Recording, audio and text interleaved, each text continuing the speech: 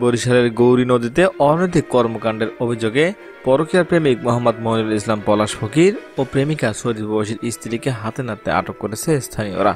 বৃহস্পতিবার দিবাগত রাত ৩টার দিকে উপজেলার নলচিরার ইউনিয়নের বদরপুর গ্রামে এই ঘটনা ঘটে।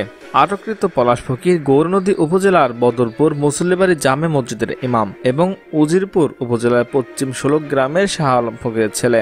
এই বিষয়ে গৌরনদী উপজেলা জামাতে আমির মাওলানা আল আমিন তিনি জানান, ঘটনাটি সম্পর্কে আমরা অবগত হয়েছি।